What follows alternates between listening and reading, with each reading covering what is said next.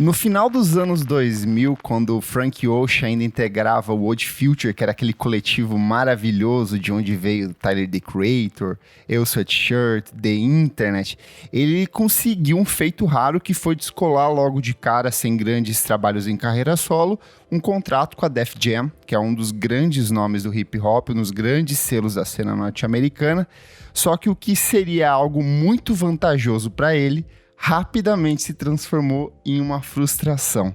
Nos primeiros anos do contrato, nos primeiros meses, a gravadora simplesmente deixou o Frank Ocean de lado, o que frustrou muito ele, só que foi positivo, porque ele fez essa frustração o estímulo para a primeira mixtape dele, que foi Nostalgia Ultra, que ele lança no comecinho de 2011, pegou muita gente de surpresa, apresentou o Frank Ocean para o mundo e já fez com que ele estreitasse relações com alguns dos nomes mais importantes do R&B, da música negra, do pop, do hip hop da época, que era justamente Jay-Z, Beyoncé e Kanye West.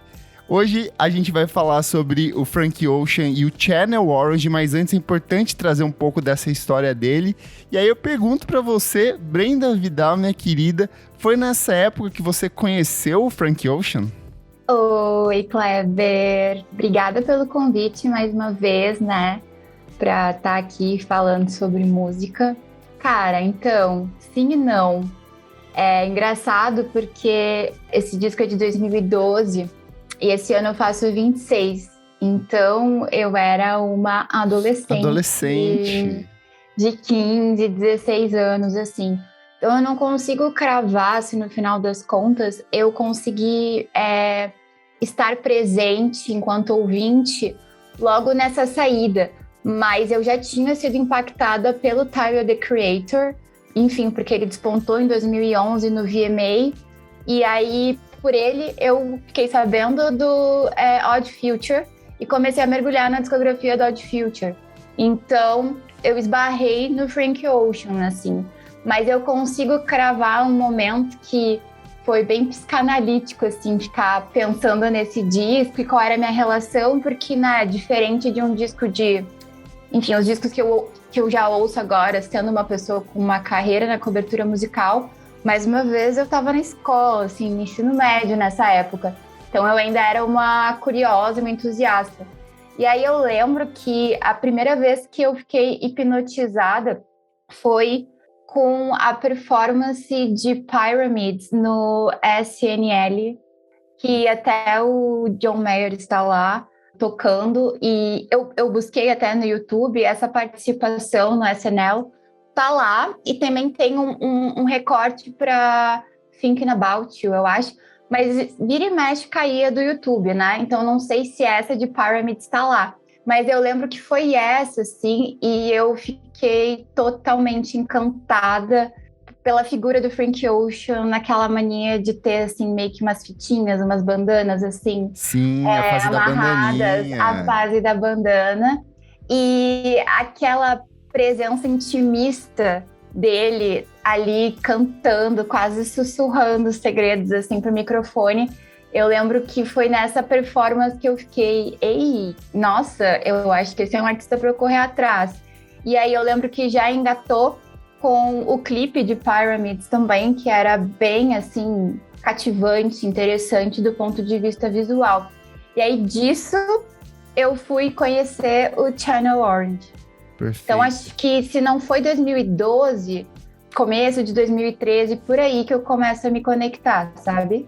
Eu lembro que eu também tive um primeiro contato com ele via Tyler, porque o Tyler já era um fenômeno bem grande, ele era aquela fase ultra misógino, ultra homofóbico, ultra polêmico, com umas rimas muito viscerais, então ele chamou muita atenção quando ele surgiu. E o Frank Ocean, quando ele lança a Nostalgia Ultra, que é a primeira mixtape dele, ele vem meio que como um oposto. E aí era um trabalho muito interessante, porque tinha samples de Coldplay, MGMT, tinha samples de Radiohead, mas junto disso ele tinha duas músicas que eram originais mesmo dele, com produção completa, que era Novocaine e Swing Good, que estão nas plataformas de streaming, e foram essas músicas que meio que chamaram ele para ir trabalhar com a Beyoncé. Ele fica muito amigo da Beyoncé, ele participa do processo de composição do 4, que é um trabalho bem transformador para ela, e aí a gravadora percebe e fala: ok, nós temos algo interessante aqui, mas ele ainda era uma pessoa muito crua, ele nunca tinha de fato trabalhado em estúdio, ele não tinha esse entendimento de dinâmica em estúdio, e a gravadora meio que puxa ele para fazer esse primeiro disco com um cara só, né, o Malai. Então é um disco que tem essa troca entre os dois muito intensa ali dentro de estúdio, e vem o que pra mim talvez seja uma das grandes obras da música pop desses últimos 10 anos, que está completando 10 anos agora, que é o Channel Orange. Como que foi o seu primeiro contato com esse disco em específico, a primeira vez que você ouviu ele? O que você sentiu? Como que foi a emoção de lidar com esse trabalho que é tão fantástico e tão forte ainda hoje? Bom, eu tenho uma opinião, assim, um pouco polêmica de achar que é como se esse trabalho, de repente, ele é tão completo na trajetória do Frank Ocean, porque ele é como se fosse um yin yang, assim, mas até sendo um pouquinho mais maniqueísta, assim, eu acho que tem glórias e também tem algumas pragas, assim. Por quê? Porque se a gente for para pensar, muitas músicas ali, elas se sobrepuseram ao disco inteiro e até aí tudo bem, só que a música do Frank Ocean foi muito atrelada ao uso publicitário, ao uso até de trilha, assim. Eu lembro que até, assim, Pânico na TV, tá ligado? Quando fazia alguns tipos de cobertura, colocavam algumas das faixas do disco. Então teve esse uso, assim, massivo, que faz com que muita gente, às vezes, conheça o Frank Ocean dessa forma, ou já barre a vontade de conhecer por ali, ou conheça por essas meio clássicas, que depois a gente vai citar algumas, que se tornam até, assim, músicas que pessoas que têm entre 20 e 30 anos e mais, daí meio que com certeza já ouviram, assim, quase que uma sabedoria inconsciente. Então eu digo isso por quê? Porque como as faixas por si só, elas são bem easy listening, o disco como um todo, não, cara. E não no sentido de que ele pesado, né? Não é que ele é difícil, mas, gente, é uma porrada de música, é uma costura lenta, assim, né? Sabe, assim, é como fazer feijão sem panela de pressão, assim. É uma coisa que leva tempo, vai pegando fogo e temperatura de cozimento aos poucos. E até na primeira vez que eu fui ouvir, pensando aqui no podcast, eu fiquei, cara, eu não lembrava que era tão longo assim, porque, gente, não termina nunca, sabe? Mas não como quem reclama, mas como quem observa, nossa, já fiz tudo isso aqui em casa e não terminou. Então eu lembro que nas primeiras vezes que eu ouvi, ficou esse lugar, assim, de achar que primeiro eu já ia amar e absorver de cara por essas amostras, que são essas músicas que de forma individual são bem palatáveis e fáceis, mas que na costura do disco se torna uma coisa que leva tempo. Então eu fiquei naquelas, assim, achando que eu ia amar tudo de cara, sabe?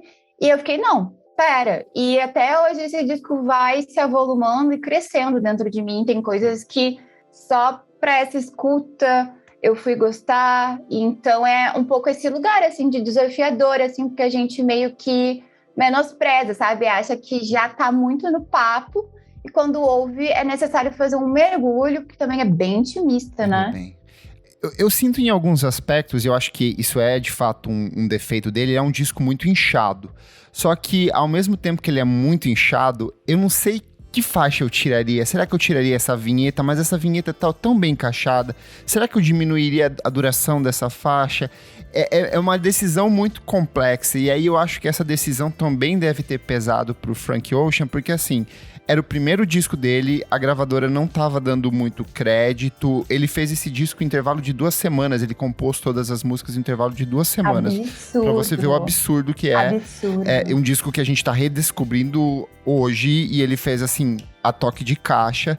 Só que ao mesmo tempo que ele é muito extenso, é um disco de 55 minutos, 17 faixas, eu sinto que ele precisava entregar tudo isso naquele momento, sabe? É a única oportunidade que eu tenho de mostrar o meu trabalho do jeito que eu quero, com a autorização da gravadora para eu trabalhar do jeito que eu quero, mesmo com não tantos com um orçamento limitado, tanto que o disco ele mal tem sample.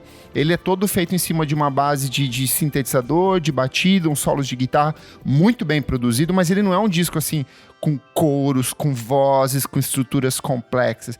Ele é um disco de um cara querendo extrair toda aquela inquietação, as dores, os amores, os relacionamentos, as vivências dele naquele ponto e transportar isso para dentro de estúdio de um jeito que se comunicasse com os ouvintes.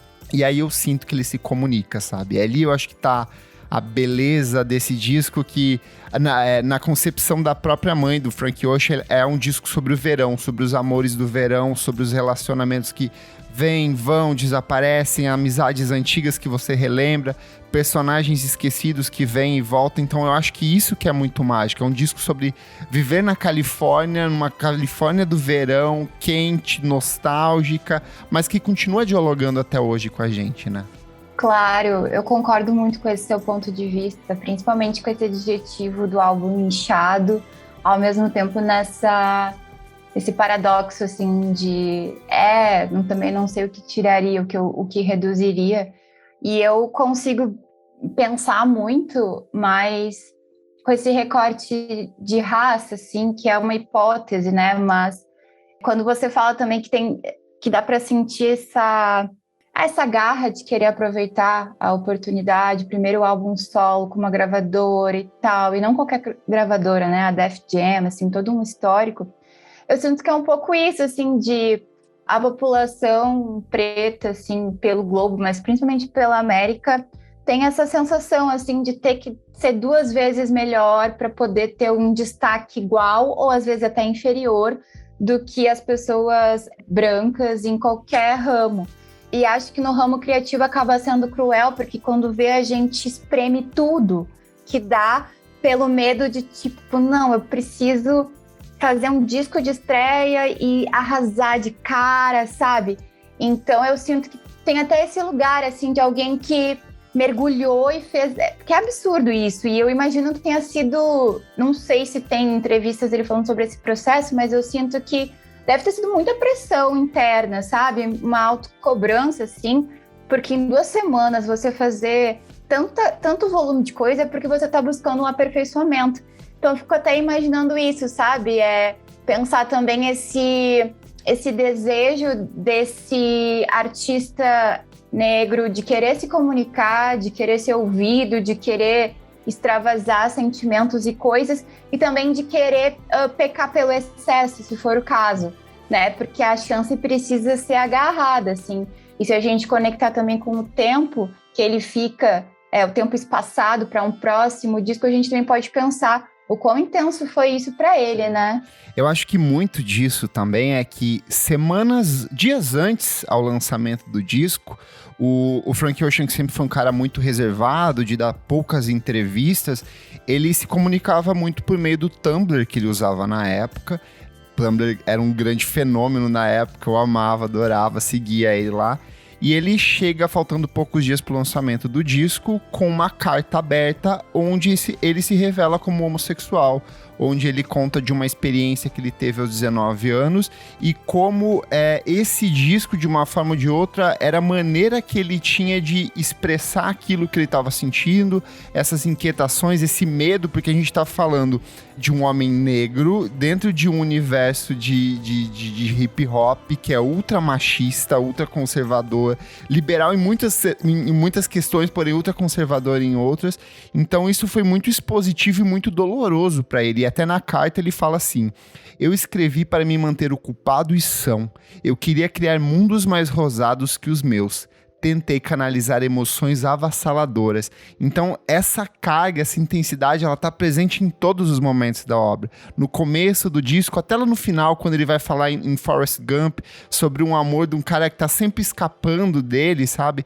Tem muita entrega dentro disso, assim. Então, eu acho que é isso que torna o Channel Orange tão interessante, e que foi o que me derrubou na época, que também foi a época que eu vim pra São Paulo, tinha acabado de chegar em São Paulo, era um bichinho do mato ali, e E aí esse disco meio que veio como um conforto pra mim, porque eu também ainda não tinha me revelado pros meus pais na época, eu tava passando por um monte de inquietações na minha vida, então meio que serviu como uma luva, assim. Eu sei que as vivências dele são outras, mas a emoção, as inquietações, as dores, aquilo que ele compartilha ali é universal, e eu acho que muito além da questão de homossexualidade, de gênero, porque várias das músicas têm gênero neutro dentro desse disco também, é a forma como ele naturaliza sentimentos, as emoções de um jeito muito bonito, sabe? Totalmente. Ai, fiquei mexida, assim, com esse insight que você trouxe.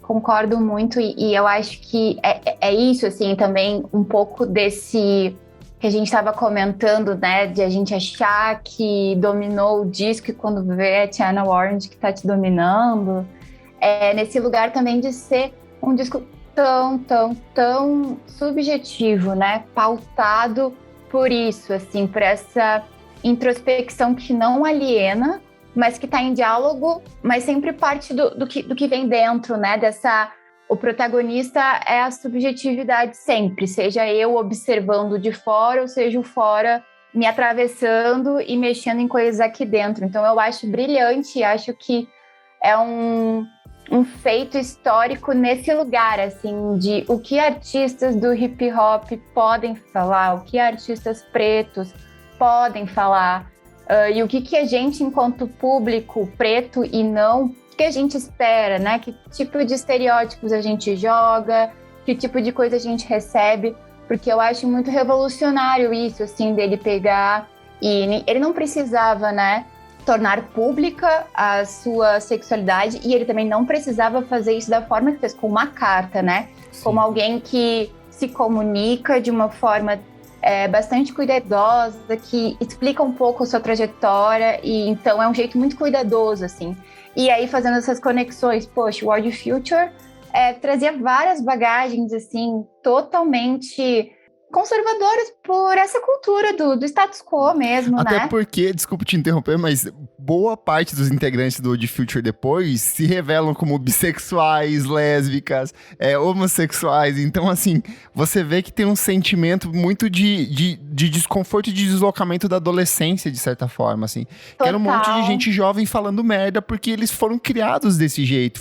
São pessoas de periferia, assim, uma educação formal, assim, um acolhimento formal. Então era natural, assim, e o Frank Ocean fazer isso, ele vem de um jeito muito delicado e eu sinto que ele acaba puxando as outras pessoas. O próprio Tyler, depois no Flower Boy, é muito disso, é um disco que vem de um reflexo dessa relação, né? Total, e é pra gente pensar mesmo quanto que esses discursos não dominantes na música, eles são muito importantes mesmo, assim, porque te acessa, coloca esse feito histórico e reatualiza as expectativas que a gente tem sobre a música, e com certeza abre caminhos para outros rappers fazerem músicas e discos, obras mais subjetivas, mesmo usando o hip hop e o rap e o R&B enquanto camas estéticas e musicais, e também desaprisiona uma geração aí de artistas que podem fazer isso sendo hétero ou não, né? Sim. Então eu acho muito belo esse feito, assim, e tudo muda, né? Quando a gente se conecta com essa história e ouve o disco depois. Eu acho que tem outro aspecto também muito interessante, é porque a gente tá falando aqui, ele é um disco muito denso, ele é um disco de uma complexidade absurda, mas ele é muito simples. Do momento que ele começa, ele termina, ele é um disco de R&B clássico, assim, de uma estrutura até formular. É um disco muito pós My Beautiful Dark Twisted Fantasy, no sentido de abraçar elementos da música pop para tornar acessível a mensagem que às vezes é muito complexa que eu quero passar. E aí eu acho que o Frank Ocean também é um cara que traz muito do que o Stevie Wonder vai fazer lá no Songs in the Key of Life, sabe? De pegar e traduzir sentimentos muito complexos numa canção pop, cantarolável, melódica, bonita. Então o disco inteiro ele é cheio dessas cançõezinhas românticas e radiofônicas que tocariam na rádio dos anos 60 e 50 com uma naturalidade absurda, mas quando você começa a pensar Nossa, isso é muito profundo, isso é muito denso. É tipo o Pet Sounds do Beach Boys. É um disco que você fala assim, é um disco de pop, bobinho. Aí você começa a pensar nas letras, você fala, calma, não é tão simples assim quanto tá parecendo, sabe? Então esse trick, essa viradinha assim que faz o Channel Origin pra mim um disco muito complexo e até hoje eu vou redescobrindo. E aí eu quero puxar já pra gente ir comentando aqui as canções desse álbum fantástico. E eu quero que você compartilhe aí qual que é a sua favorita desse disco. Perfeito. Bom, mas é isso que você falou. É um disco elegante. Pra mim é isso. É elegante, é refinado, sem que isso seja sinônimo para elitista e sem que isso seja sinônimo para ser muito hermético, assim, cabeçudo, num sentido que afasta, né? E é isso, acessível como se pode ser, sem que isso seja vazio. Então ele coloca ali, ele atinge ali um lugar muito específico, assim, que... Ai, babado. Vou falar então das minhas preferidas. Eu, até hoje, sou cadelinha de Pyramids, não adianta. Perfeita. Eu acho assim, nossa, sei lá, me toca, eu fico sentindo sentimentos, e sentindo sentimentos que nem sempre eu consigo explicar. A faixa, ela é uma boa... é um bom resumo, de repente, sim. do que é o Channel Orange, né? Que é essa coisa... que tem curvas, mas curvas assim, que você percorre de uma forma lenta, né? E é isso, ela tem duas partes muito diferentes entre si e elas conversam. E quando tudo muda, eu já amei mais uma parte que a outra, já quis que fossem duas músicas. Eu mudo muito, Aí às vezes eu fico, cara, não, ela é isso, né? E acho linda, a produção musical é babado. A hora que começa aquele sintetizador... E aí ela vai crescendo e de repente para. E aí ela muda totalmente ritmo. E o clipe era visualmente impecável também. E é uma música que fala de sexo de um jeito assim, muito explícito em alguns pontos e muito sensível em outros, sabe? Ele joga com essa dualidade o tempo inteiro, né? É uma faixa muito dual e consegue concentrar muito bem aí as vitaminas dessa laranjinha. Depois eu vou pra Sierra Leone, que... Ai, perfeita. Linda, Sierra me emociona. Leone. Que pessoa que sabe usar agudos para comover, assim, sério. Se esse homem fosse convidado, assim, pra usar esses agudos, eu acho que a gente alcançaria a paz mundial, tô falando sério. Porque todo mundo fica assim, hipnotizada. E eu acho lindo como realmente ele transforma uma coisa que é tipo, né? É o nome de um país, assim, em uma coisa doce, que parece que você quer, sei lá, viver nisso que ele construiu, né? Nessa ideia. Parece que é uma das, sei lá, das palavras mais lindas, assim, que já foram pronunciadas para você. E depois eu acho que eu vou com Forrest Gump e Pink Matter, mas gosto de muitas. Essas eu conservo, assim, enquanto Brendo falando hoje, enquanto as minhas favoritas. Eu já amei muito outras que vão se reciclando ou que em algum momento acabam, por esse uso, assim, constante. Não é sempre que a gente vai querer ouvir e se conectar, como Lost, Thinking About You, mas eu gosto bastante dessa. Super Rich Kids eu também adorava, mas às vezes eu acho que ela tem o seu tempo, assim, de uso. Mas eu ficaria com Pyramids, Sierra Leone, Pink Matter e Sweet Life como as minhas favoritas de sempre. Eu queria ouvir as suas. Olha, do momento que esse disco saiu e que eu ouvi ele a primeira vez, assim, e que ele já me pegou de cara, assim, quando tem aquele barulhinho de PlayStation ligando, eu falei, nostalgia. Mas Bad Religion, pra mim, é uma das músicas mais incríveis que eu já ouvi em toda a minha vida, assim. Eu acho que ela tem uma carga emocional, uma entrega, um range vocal, uma estrutura. Tudo dentro dela, assim, é perfeito. E aí eu acho que volta um pouco pra questão da sexualidade dele, porque ele trata da história de um cara que tá pegando um táxi e ele vai se confessar com o taxista, que aparentemente é muçulmano, e ele vai contadas inquietações dele como um homem gay. Então, assim, tem tanta coisa dentro dessa estrutura cênica que vai se formando na sua cabeça, que é difícil você não fechar os olhos e falar, ok, Frank Ocean, me guia por essa história que eu sei que você quer me contar, assim. Então, eu acho que ela é muito, muito impactante dentro do disco mesmo, assim. Aquela parte que ela vai crescendo, crescendo, e a voz dele vai... Não! Ele dá uns gritões, assim, altos. Então, me pega muito forte ele, sim. Outra que eu acho sensacional, Sweet Life. Eu acho que ela é uma música muito bonita. Eu acho que é a música mais D'Angelo do disco, assim. Porque ela começa meio cantada, meio declamada. Daí, de repente, entra os arranjos, entra as estruturas todas ali.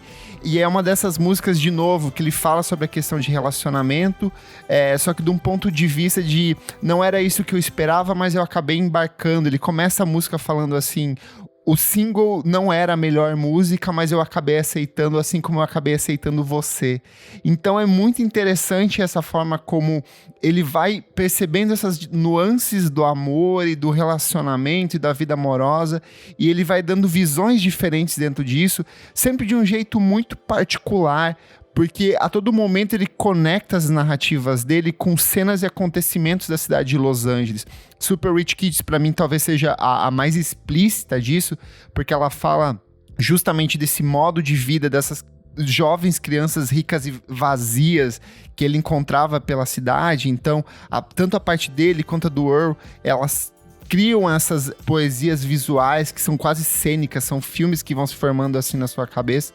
E, de novo, é uma música que foi utilizada de um jeito muito torto, porque eu já vi ela sendo usada de várias maneiras, como se fosse uma trilha sonora bobinha, aleatória, e ela tem uma profundidade tremenda, assim.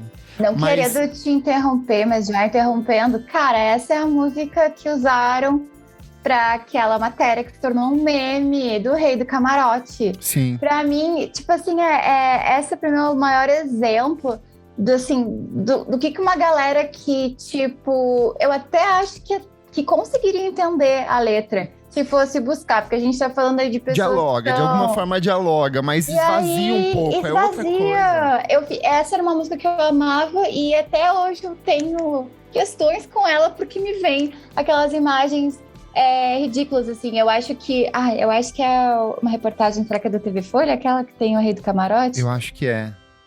E aí esse uso, assim... É da Vejinha, da Veja São Paulo. Da Vejinha, exato. Desculpa, TV Folha. Vontade de chamar quem editou, assim, ó, e falar Frank Ocean, danos morais, ó, pede pra ele. Que realmente, assim, né, acaba costurando as coisas e fazendo uma associação meio absurda. Mas realmente pra mim, o exemplo mais absurdo e discrepante disso que você falou, assim, que é esse uso meio leviano aí de algumas músicas. Lost é uma, por exemplo, que tocou... É a música mais executada hoje do Frank Ocean nas plataformas de streaming, e muito é por conta disso. Ela virou uma trilha de programa de TV banal, assim. Ela é uma música que fala dessas aventuras do amor, de viajar o mundo, de correr, de explorar sensações, mas que ela acabou meio que se esvaziando, né, por conta disso. Sim, e ela voltou, ela tá na lista do TikTok Viral Global. Então, eu acho que também isso influenciou, assim, porque eu né, voltando nas plataformas digitais para ouvir o disco, olhei lá e tava Lost em primeiro, e é bem nesse lugar, assim, desse uso publicitário ou esse uso de redes, assim, sendo que aí acaba sufocando um pouco, né, o que esse disco pode ser, né? Porque até a pessoa chegar no disco, às vezes ela já enjoou de Lost. Mas também é um bom exemplo dessa sobrevida, né? Desse disco, porque isso tá na lista. É um disco que tem 10 anos. Que coisas que as pessoas produzem hoje em dia que duram isso. É tudo tão efêmero, sabe? E várias coisas. Até pra fechar aqui as minhas das listas, das músicas, Thinking About You, por exemplo, é uma música que é muito popular ainda hoje em dia. E ela é uma puta música de abertura. Ela tá lá no comecinho do disco, passada a vinheta. E eu acho que ela dá um pouco desse tom, desse R&B melancólico, agridoce que ele vai desenvolvendo ao longo do disco. Assim. Então, é um trabalho que ele é todo como a gente falou, ele quis se dar muito, e o disco tem vários singles, tem músicas que você fala, isso é um single, isso aqui é uma música que poderia ser trabalhada como nas rádios ou num programa de TV antigo, Então é um disco muito cheio de coisa, de muita música. E como você falou, e a minha percepção reouvindo, eu tô redescobrindo esse disco hoje, depois de 10 anos, sabe? Ai, que tudo! E aí, só pra citar, o Channel Orange, ele foi um disco muito bem recebido na época que ele sai. Ele debuta na segunda posição da Billboard 200 e ele acabou disputando ali com o Kendrick Lamar, com o Good Kid, Mad City, como um dos grandes discos de 2012. Só que a gente esquece, às vezes, que 2012 foi um dos anos mais movimentados, intensos criativamente na história recente da música. A gente tem disco importantíssimo da Fiona Apple, a gente tem disco importantíssimo do Tame Impala, a gente tem disco importantíssimo do Beach House, da Grimes, do Death Grips. Então é um ano movimentadíssimo, assim, pra indústria. E o Frank Ocean, obviamente, por conta dessa boa repercussão em torno do álbum, ele acabou indicado ao Grammy, ele foi indicado em algumas categorias, inclusive álbum do ano, que ele perdeu para Babel, do Mumford & Sons. Nossa. Ele foi indicado como melhor novo artista e ele perdeu para o Fun, que hoje nem existe mais. Nem existe. Desfez. Ele foi indicado para gravação do ano com Think About You. Ele perdeu para Somebody That I Used to Know, que era o fenômeno da época. Okay, que era essa tem um ponto. Tem um ponto. Essa faz muito sentido porque era uma coisa muito absurda, assim. Agora as outras eu só, assim, olha, eu fico, assim, revirando os olhos. E ele venceu na única categoria das 4 aqui, com uma que é muito polêmica, que é a categoria Best Urban Contemporary, que foi uma categoria criada em 2013, justamente para contemplar essa onda de novos artistas que, segundo a academia do Grammy, que estavam revolucionando o R&B, o rap, a música negra, mas que ao longo desses últimos 10 anos a gente acabou percebendo que ele virou um prêmio de consolação para alguns dos trabalhos mais incríveis produzidos por pessoas pretas. Por exemplo, Beyoncé com Lemonade, The Weeknd com Beauty Behind the Madness, que também, os 2 discos que são muito bons, que tocaram muito e que acabaram resignados nessa categoria paralela que o próprio Tyler, quando ele vence o Grammy dele, ele critica, ele fala assim: tá na hora de tirar esses artistas negros daqui, dessas posições paralelas, e colocar como discos do ano, discos de verdade, que é o que eles são, né? Não, como é que é? É Best Contemporary Urban. Best Urban Contemporary. Essa é a música feita por pessoas vivas que não estão no contexto rural, ponto. É isso. Não, sério, gente, a tradução, o que quer dizer, assim, pegou 2 coisas assim, você está vivo? Sim. Você está fora do contexto rural? Sim. Você põe um jeans ali um pouco urbano, é contemporâneo? Sim. Aí só falta ser o melhor, porque de resto tá vivo e não tá na zona rural, pode disputar. Gente, sério, é uma cara de pau absurda. Na época mesmo, eu acho que as pessoas já questionaram isso, assim, ficou um prêmio muito de consolação pra ele, foi um princípio dessas críticas. Eu acho que depois, com a derrota da Beyoncé pra Adele, eu acho que essa discussão ela potencializa. O fato da saída do The Weeknd no último Grammy também, eu acho que reforça um pouco disso. Mas é muito triste, assim.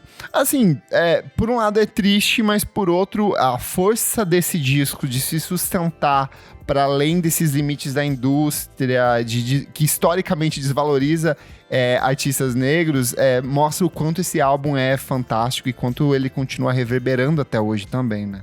E aí a gente pode fazer vários pensamentos disso, né?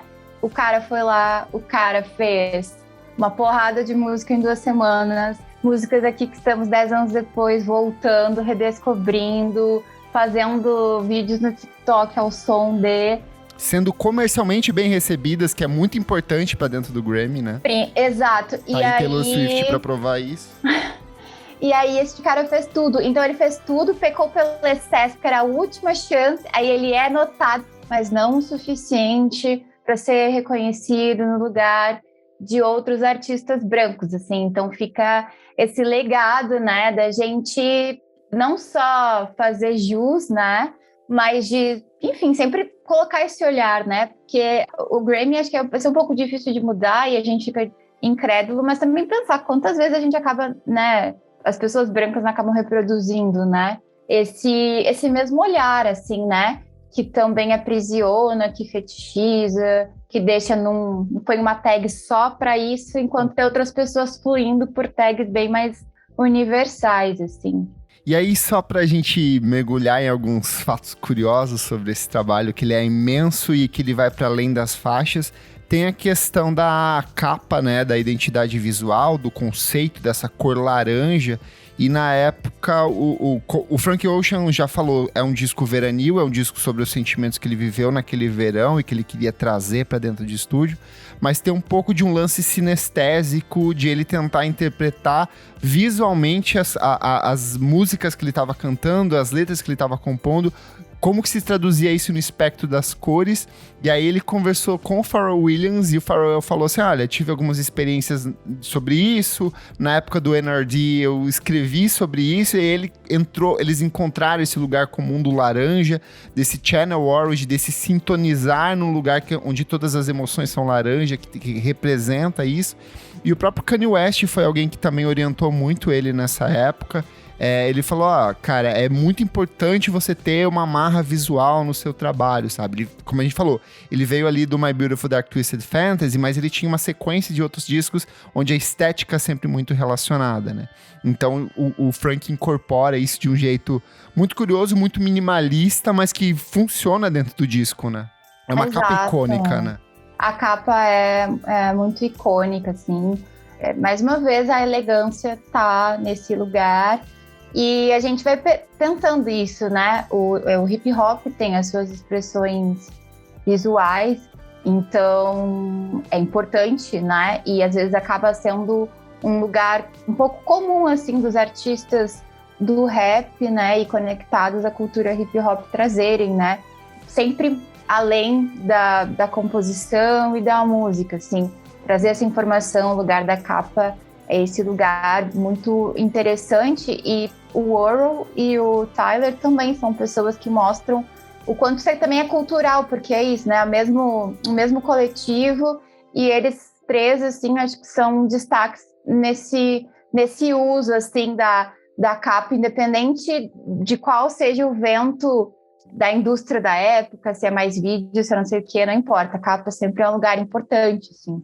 Sim, e até tem um aspecto curioso, que é o disco é uma capa minimalista, até é corajoso você num disco de estreia não mostrar seu rosto, é pouco comum, ainda mais quando a gente fala de um artista sendo lançado por uma gravadora grande, mas ele tem uns traços bem curiosos da questão do hip hop, que é o uso do Copper Blue, que é a fonte que ele usa da imagem de capa, que tá ali em branco, e o Copper Blue ele começa como uma fonte bem característica do pop dos anos 60, então Beach Boys vai usar, The Doors vai usar, David Bowie vai usar, mas os anos 80 e 90 ela é altamente incorporada pelo hip hop.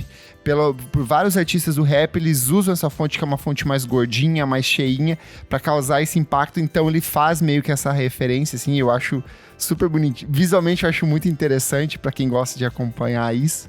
Mas o disco ainda tem outras coisas curiosas. Ele tem, por exemplo, a participação do John Mayer tocando tanto no Pyramids quanto em White ali. A gente tem o próprio Earl participando do Super Rich Kids, que a gente já falou, e o Andre 3000 do Outkast, que talvez seja, junto com o Pharrell Williams, a grande inspiração para essa galera nova de Los Angeles ali. Então ele participa, ele canta em Pink Matter, ele é uma das grandes influências pro Frank Ocean, tanto que ele volta no trabalho seguinte, assim.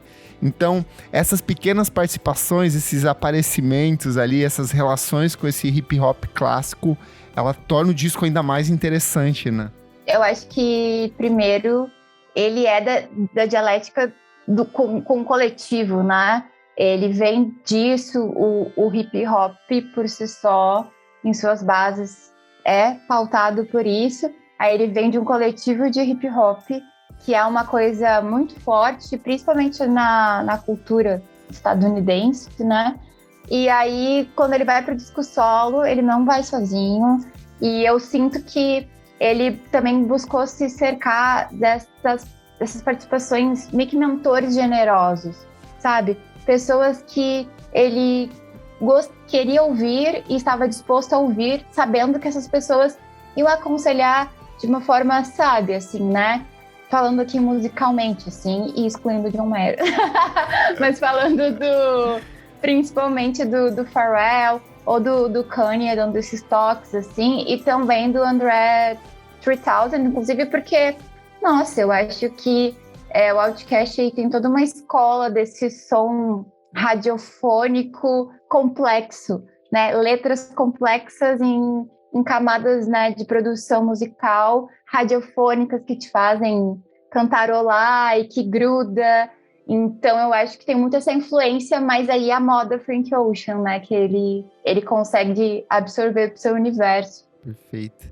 E só antes da gente ir pro fechamento aqui, o disco tem como creditado como coprodutor o Everest, que era o cachorro que o Frank Ocean tinha na época.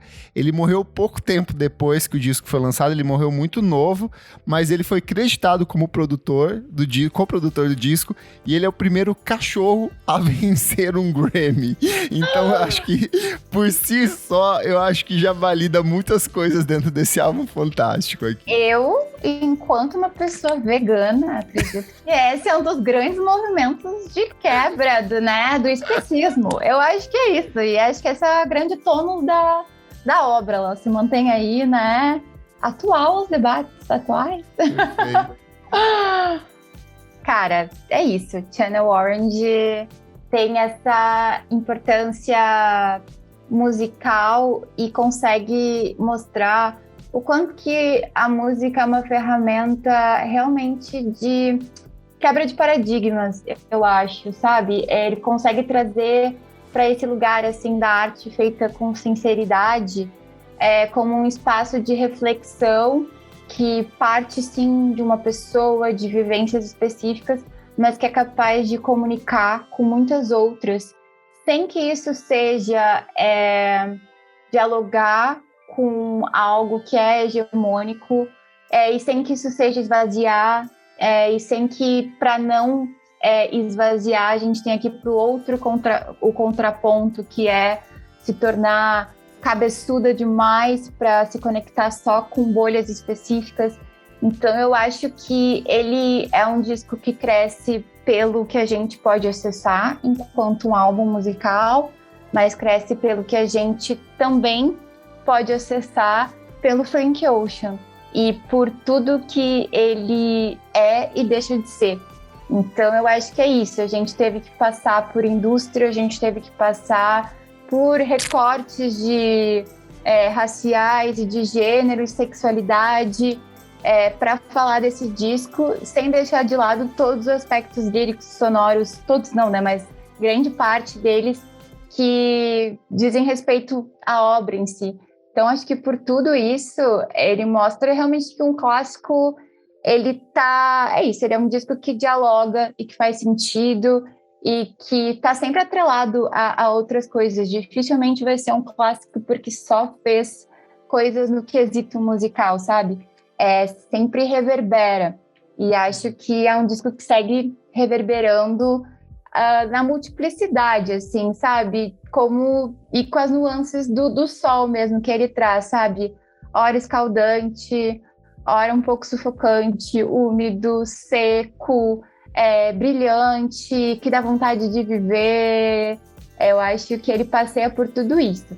E aí fica o convite principalmente para ouvirem o disco inteiro, caso vocês sejam as pessoas que ficam mais nesses pontos que foram apresentados superficialmente na maioria das vezes. Se você nunca ouviu, senta aí e logo já aproveita o embalo, já digita aí Channel Orange para ouvir, logo depois de terminar aqui o episódio. E também faça um pedido assim, se você é uma pessoa mais da cultura periférica ou também muito do hip hop e deixou um pouco Channel Orange ser cooptado por quem não curte rap, conhece no máximo um Frank Ocean. Por favor, não cai nessa cilada. Ouve, se permite, né? Se despe aí de estereótipos que você pode estar reproduzindo e reconhece esse clássico também. E de nota, eu vou de 9.3. Boa. O Channel Orange, ele é um disco muito pessoal, assim, pra mim. Ele veio numa fase de transição muito impactante da minha vida, então é difícil eu ouvir ele e não relembrar fatos e acontecimentos marcantes, Mas para além dessa relação pessoal que eu fui cultivando ao longo dos últimos anos, porque é um disco que pelo menos uma vez na semana eu ouço ou ele ou o Blonde, eles são discos que eu volto e eu não consigo não voltar, porque tocam em coisas que são muito pessoais, que são muito sentimentais para mim, mas pensando nele como uma obra, com seus critérios técnicos, com suas estruturas, o quanto ele influenciou uma geração de outros artistas, principalmente dentro do R&B, da música pop, quanto outros artistas citam Frank Ocean, as relações que ele foi fazendo ao longo dos anos, com o James Blake, que acabou virando parceiro dele, com o Jamie XX, que acabou virando um parceiro dele, com a própria Rosalía, recentemente no Motomami, que ela foi morar com o Frank Ocean porque ela estava num bloqueio criativo enorme e ele auxiliou ela nessa jornada, assim como eu sei que o André 3000, a Beyoncé, o Jay-Z auxiliaram ele lá atrás, apontaram uma direção. Então eu acho que ele é um trabalho de uma força, de um impacto criativo, de uma relevância artística muito grande. É muito difícil você ver um artista num disco de estreia que chega tão maduro, tão pronto, tão transformador assim logo de cara, e que não para nisso, porque nas outras coisas que ele vai lançar depois são ainda mais impactantes, são tão interessantes quanto, sabe? Então eu acho que ele é um disco que é um desses casos de uma obra que ela já nasce clássica, mas que você acaba redescobrindo a cada nova audição. Hoje, no dia que você tá melancólico, esse disco vai ter um impacto totalmente diferente. Quando você tá alegre, você vai se apegar nas canções apaixonadas e românticas. Se você tá amando, ele vai ser um disco que é praticamente uma carta de amor em movimento o tempo inteiro. Então ele é um disco muito grande. Eu acho que é um disco até maior do que o próprio Frank Ocean, assim. E eu acho que a gente vê isso na forma como ele se transformou num fenômeno de TikTok, numa coisa em que as melodias de algumas das músicas, em que trechos de algumas das músicas estão recriando histórias, sensações e outras coisas na vida de outras pessoas, assim. Mas, ao mesmo tempo, eu acho que ele é um disco que sim peca pelo excesso, e eu acho que tem algumas músicas ali que os picos dentro desse disco são muito altos, sabe? Você tem Pyramids, que é um dos pontos fortes, aí você tem Lost, que é outro ponto forte, aí você tem Bad Religion, que é outro ponto forte, e daí você tem esses vales, e ali ficam uns repositórios de algumas canções que são interessantes, mas perto daquilo que ele próprio apresenta, perdem um pouco o valor. Então, ainda assim, minha nota é 9,5. Eu acho que ele é um disco muito interessante. Ele abre passagem para o meu trabalho favorito dele, que ainda vai chegar daqui a alguns anos. E, como a Brenda falou, assim, revisite, ouça, porque esse é um trabalho que ele continua crescendo, evoluindo a cada nova audição. Claro, é isso. O Clássicos VFSM é um projeto paralelo do podcast Vamos Falar Sobre Música. Apoie a gente no padrim.com.br/podcast VFSM. Por apenas R$5 por mês, você tem acesso a esse e outros programas lançados com muita antecedência. Eu sou o @KleberFak no Twitter e no Instagram, e você me encontra também no meu site, musicainstantanea.com.br. Muito obrigada, gente. Eu sou a Brenda Vidal e você me encontra no Instagram, @BLFV_. E aproveita aí para seguir a Brasa Mag, que é essa revista digital sobre hip hop. Segue no Instagram, @BrasaMag, MAG. E é isso. Obrigada aí pelo espaço mais uma vez. Eu que agradeço. Foi muito bom.